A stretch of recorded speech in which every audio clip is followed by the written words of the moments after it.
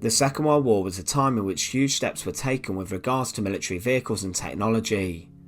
It was during the conflict that wonder weapons such as a V-1 rocket or the Messerschmitt Me-262 were created to help the Germans attempt to win the war.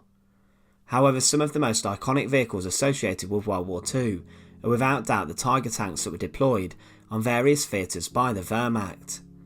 Today they are vehicles that are synonymous with the war on the Eastern Front or in Africa. In this video we are going to take a look at the last Tiger tanks of World War II, those vehicles that today are synonymous with the German war effort. The Tiger I is considered by some to have been the best tank of the conflict, and one of the best tanks of all time, but the Tiger II in comparison could not be further from this. It was a beastly weapon of war, with an incredibly powerful gun, but mobility issues caused carnage towards the end of the conflict. So join us today as we look at the last Tiger tanks of World War II, and remember to support our channel, please make sure to subscribe. But before we begin, a short message from today's video sponsor Blinkist.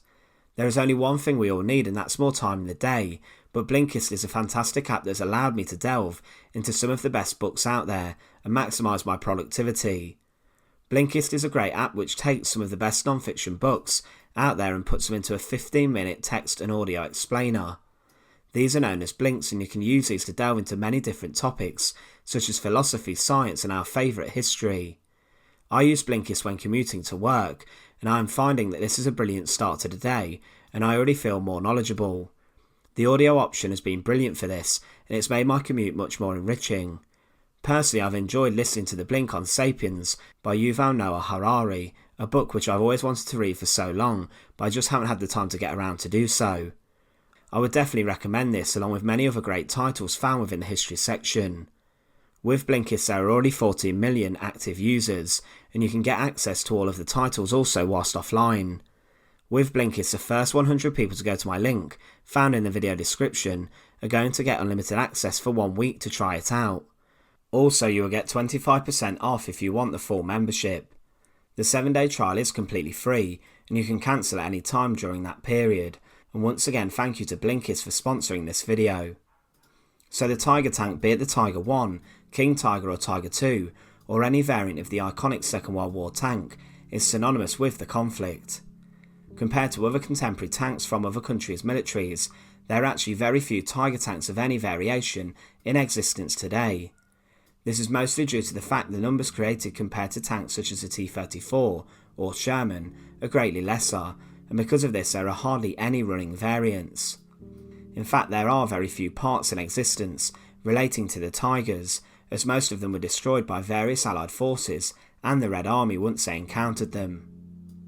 The Tiger I today is considered the ultimate fighting vehicle of the Second World War, and it's seen by many as one of the greatest tanks ever created.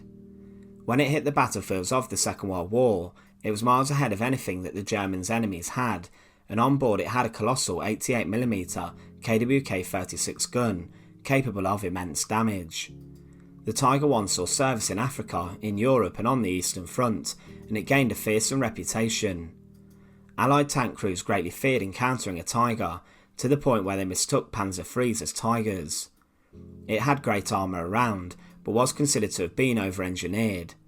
Because of this, it was a very costly tank to create, costing around 250,000 Reichsmarks per vehicle, and for this only 1,347 were ever created, and it took a long time to get the Tiger from the production lines out onto the battlefields. It was a tank that was difficult to transport, and also with its interleaving road wheels it broke down in boggy territory on the Eastern Front very easily, as mud would become jammed between the wheels. Now today there are less than 10 Tiger I tanks of the 1,347 created that can be seen in the world. These are held in museums or in private collections. Most did not survive the war or the post-war scrapping schemes, however a large number of components have been found over the years, but there has not really been a discovery of a complete vehicle in recent decades. Possibly the world's most famous tank has to be Tiger 131, which can be found at the Bovington Tank Museum. This was captured during the North African campaign, after the German crew bailed out when the tank was hit, with the shell jamming the traverse of the turret ring of Tiger 131. The tank when left was still drivable, but the gun was suffering greatly, but was then captured by the British, being the first intact Tiger captured. It was shots from the 6-pounder gun of a British Churchill tank that caused the damage. The vehicle was then repaired using parts from other Tiger tanks and inspected, and was even inspected by Churchill and King George VI. It was sent back to England and it became a trophy before it was transferred to the Tank Museum. In 1990, 131 was taken from display and began to undertake a large restoration campaign, and it was fitted with a Maybach HL230 engine from one of the museum's Tiger IIs, and other parts were fitted. In December 2003, Tiger 131 emerged from the workshops and began to be used as a working exhibit. Still today, on certain days, Tiger 131 makes its way around the arena at the Tank Museum as the only running Tiger tank left in the world. In the museum in Saumur in France, there is a mid-production vehicle from 1933, and this Tiger was abandoned by a German tank crew following a mechanical breakdown, and was part of the 2nd Company of the SS Heavy Panzer Battalion 102. They fought in the Corville region of Normandy, and presumably helped to try and defend the Normandy area during D-Day.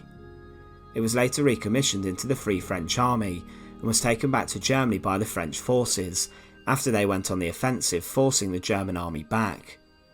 There's also a famous Tiger known as the Vimutaire's Tiger in Normandy, that was also abandoned by its crew, and then destroyed to prevent it falling into the enemy hands in August 1944. 2 explosive charges were set on the tank, which left the turret immobilised and greatly damaged the engine compartment. Today it remains an outdoor exhibition that has been left to the elements, and it's quite a tourist attraction for the small village. There have been attempts to preserve this specific Tiger to protect it for future generations, however at the moment it has proven too costly to do so. Tiger 712, which saw action in the 501st Heavy Panzer Battalion, can also be found in a museum in Fort Benning in America, and this used to be displayed outdoors but today sits inside, but this vehicle was studied by the Americans during the Second World War for vehicle analysis. In the Russian Kubinka Tank Museum there is also another Tiger found, although it does have road wheels missing, and there is also another Tiger in another museum in Russia. This specific vehicle, however, has been left in a terrible condition, as it was used on a firing range by the Russians as a target, and was even cut up at one point. Inside the German Panzer Museum in Münster, there was also a Tiger that used to be on display, but this was reconstructed by Mr. Herbig in Germany, using parts found in scrapyards in Normandy, and other parts found across Latvia.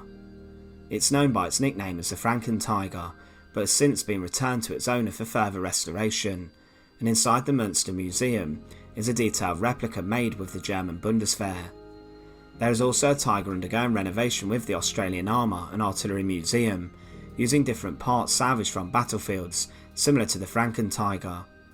Within the Wheatcroft collection, a personal collection of military artefacts in Britain, there has also been calls to restore 2 Tigers using the different parts, but possibly new materials and parts have been used to recreate the vehicles, such as the scarcity of the availability of parts for the infamous Tiger 1. There are also replica vehicles that claim to be Tiger 1s around the world, including the Tiger that was used in the Hollywood film Saving Private Ryan, which can be found at the Imperial War Museum in Duxford. This vehicle in fact is a T-34, with its appearance altered to look like a Tiger. The Tiger II, or Koenig's Tiger, sometimes called the King Tiger by the Allied soldiers, was an incredible beast of a vehicle. It weighed a colossal 70 tons and replaced the Tiger II, combining the sloped armour on a Panther tank with incredibly thick armour. The gun on board was also devastating and was capable of knocking anything out that stood in its way.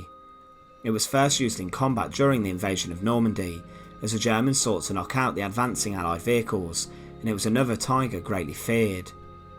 One issue with Tiger II is the fact that it came too late in the war, entering the battlefields in 1944, and it cost a remarkable 800,000 Reichsmarks per tank.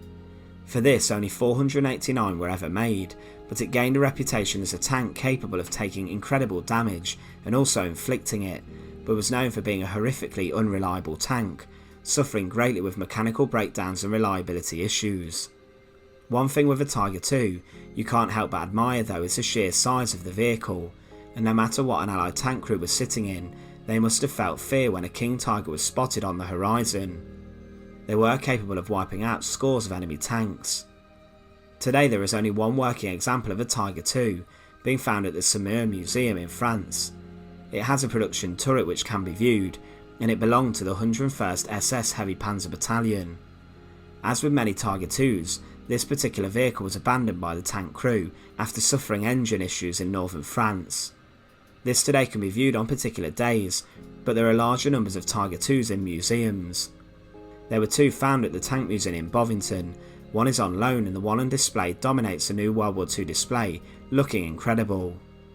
The Wheatcroft collection in the UK is also beginning restoration of a complete Tiger II also, utilising parts from other Tiger IIs, but will also use newly manufactured parts for those that aren't obtainable. It's been said that the Wheatcroft collection has around 80% original parts that are needed, including the main gun and a set of tracks. The aim of this particular restoration is to get this Tiger II into running condition. There are also examples at the Kubinka Tank Museum, German Panzer Museum in Munster, the American National Armour and Cavalry Museum in Fort Benning, and many more in Switzerland, Belgium and France. This is due to the fact that most were simply abandoned by crews when they broke down, so there were a number that were just left and not scrapped. There are a few other surviving vehicles that can be considered Tigers, and one of them is the Ferdinand. This was a heavy tank destroyer used by the German army, and 91 of these were created under the name Ferdinand after the design of Ferdinand Porsche. It utilised the tank hulls produced by Porsche's attempt to design the Tiger I, but the German military then decided to use Henschel's designs, leaving Porsche with 91 tank hulls. These then became tank destroyers and do look similar to the Tiger I, but were fitted with an 88mm Pak 43-2 L71 gun. There were also 3 recovery vehicles based on the Ferdinand created, but only 2 Ferdinands survived the war. One of these was captured by the Soviets at the Battle of Kursk and underwent testing, and today is displayed at the Kubinka Tank Museum. Another was captured at Anzio by the Americans and forms part of the US Ordnance Training Supports Museum at Fort Lee, and was restored to display condition. It did travel to the Bovington Tank Museum for display, bringing all of the Tiger tank family of vehicles together for the first time, including the Jagdtiger. This was a casemate style heavy tank destroyer deployed by the Germans, using the Tiger II chassis. The vehicle was fitted with a colossal 128mm Pak 44 main gun, which would have defeated any Allied tank or vehicle during the conflict. It was produced from late 1944 and saw service on the Western and Eastern fronts. Only around 80 Jagdtigers were created, and they suffered with mechanical issues, as did the Tiger II, and only 3 today survive in museums. One can be found at the Bovington Tank Museum in England, which was captured by the British in April 1945, near to an armour proving ground at Sennelager in Germany where it was being tested. Another can be found at Fort Benning in Georgia, and this particular Jagdtiger was captured by Americans in Germany and still has damage from the shells around the gun mantlet. A third can be found in the Kubinka Tank Museum, which was surrendered to the Red Army in Austria, being acquired in mint condition. One final vehicle in the Tiger family was the Sturmtiger, a variant which was the least produced of any of the vehicles looked at in this video. The Sturmtiger utilised a Tiger I chassis and was armed with a 380mm rocket-propelled mortar. Its use was to provide support in urban areas, fighting in towns and bringing down buildings with its huge mortar. They saw service in the Battle of the Bulge and the Warsaw Uprising, but only 18 of them were ever produced using the Tiger I chassis. Despite only a small number being produced, there are 2 that can be seen. One of these is on display at the German Panzer Museum, and the second is found at the Kubinka Tank Museum, and this particular Sturmtiger was captured by the Red Army soldiers who advanced near the River Elbe in April 1945. So the Tiger tanks are considered some of the greatest military vehicles of the Second World War, and despite the majority being destroyed after the conflict, some do remain in museums. The highlight of the whole Tiger series today has to be Tiger 131, which does still run. Despite what you think about the Tiger tanks, whether they were the greatest tanks of the conflict, or whether you believe they were over-engineered and too expensive, within different museums across the world, they remain important exhibitions, and within private collections, they remain highly sought after. Once again, thanks for watching. To support our channel, please make sure to subscribe, and and once again, thank you so much for watching.